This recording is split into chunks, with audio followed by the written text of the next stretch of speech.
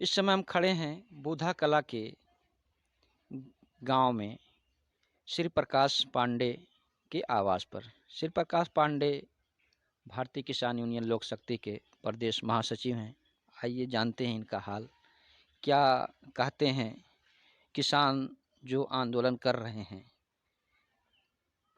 लगभग तकरीबन 3 माह से कई बॉर्डरों पर किसान आंदोलित हैं और जानते हैं, इनसे रूबरू होते हैं। हम इनके पास पहुंच चुके हैं। सर, आपसे हम थोड़ा सा इंटरव्यू के तौर पे आपसे जानना चाह रहे हैं कि सर्वप्रथम बताएं, आपको हम बहुत सारे मंचों पर भी देखे हैं किसान हित की आवाज़ को बुलंद करते हुए। इसको लेते हुए हम आपके आवास पे आए और आप हमें यह बताएं कि इस आंदोलन में आप क्या अपने शब्दों से वर्णन कर रहे हैं? बहुत बहुत धन्यवाद सबसे पहले हासिम भाई आपको कि आप हमारे आवास पर आए। और सबसे खुशी है किसानों के दुख दर्द को लेकर के आप आए, इसके लिए बहुत बहुत बधाई है।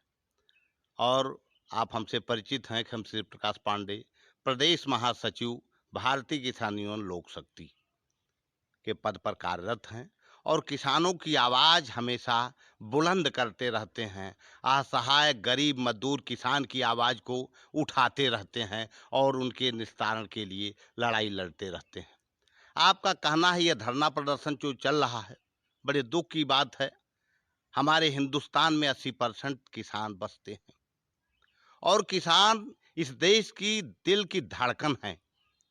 ये सरकार किसानों को अनदेखा करती जा रही है।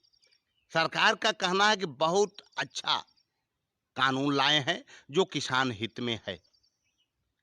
आज का किसान वह किसान अंगूठा छाप नहीं है। पीएचडी करके किसान खेती कर रहा है क्योंकि बेरोजगार है। आज किसानों के लड़के बेरोजगार हैं, वो पीएचडी, बीएससी, एमएससी करके खेती का काम कर रहे हैं, बीएससी एजी करके खेती कर रहे हैं। सबको अच्छा और बुरा मालूम है कि क्या सरकार हमारे लिए अच्छा कर रही है, क्या बुरा कर रही है। ये सरकार जबरदस्ती कानून थोप रही है जो किसान हित में है ही नहीं, बल्कि किसान हित के कौन कहे उसके विरोध में है। सबसे बड़ा ये कॉन्ट्रैक्ट फार्मिंग जो इनका कानून है कि हमारा ही खेत वह अन्य पूंजीपतियों के हाथ चला जाए और हमारे ही खेत पर हम मजदूर बन के काम करें, उनके नुमाइंदे बन के काम करें, उनके इशारे पर काम करें और वो हमारी फसल को कहेंगे खराब हो गया, अब नहीं लेंगे। नहीं लेंगे तो इस आवाज को हम किसी न्यायालय में भी नहीं उठा सकते। केवल मात्र एक न्यायालय है, एसडीएम कोर्ट। एसडीएम कोर्ट उसी का होता है जो पूंजीपति होता। हम असहाय किसान का सुनने वाला कौन है? अगर हमारे पास इतनी क्षमता होती तो हम खेती कायदे से क्यों नहीं कर लेते? तो किसान हमेशा लाचार है और उस लाचार का फायदा हर सरकार उठाती आई है, लेकिन हर सरकार तो जीने दे रही थी। ये सरकार महाप्रलय लाद ली है ये नया 3 कानून ला करके। सर, हम ये बताएंगे, सरकार तो बराबर कह रही है कि ये जो हम लाए हैं तीनों बिल और ये किसान हित में है, फिर संगठन के लोग क्यों नहीं इसको मान रहे हैं? हमने बताया, सरकार बार बार कह रही रबड़ी खाइए, रबड़ी खाइए, रबड़ी, लेकिन वो रबड़ी हमको नहीं, उसको जहर दिखाई दे रहा स्पष्ट। तो हम कैसे उस रबड़ी को खाएंगे? ये बिल किसान विरोधी बिल है, काला कानून है जिसको किसान कभी भी मंजूर नहीं करेगा और इसकी लड़ाई लड़ने के लिए अंतिम दम तक संगठन लड़ता रहेगा जब तक ये कानून वापस नहीं होगा। सरकार तो बराबर कहती है कि ये हित में है, किसान हित में है, फिर भी तमाम संगठन के लोग सरकार की बातों से क्यों इग्नोर हो रहे हैं? ये हित हो रहे कि विश्वास देने का काम आज तक ये सरकार ने नहीं किया।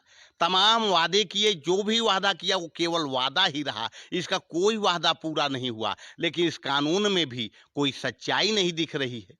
जो भी है किसानों का शोषण करने के लिए बन बना लिया। इसने कह दिया कि अपना गला कहीं भी बेच लो, इतना बढ़िया कानून।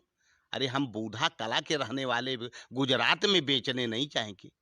10 कुंटल गन्ना कहाँ बेचने जाएंगे भाई? यहाँ बेचने की व्यवस्था बताओ। किसी किसान का 1800 रुपये कुंटल नहीं, 1000-1200 में यहाँ बिक रहा है। तो ये इसका कानून काला कानून है जिसका हम विरोध करते हैं। बहुत बहुत धन्यवाद।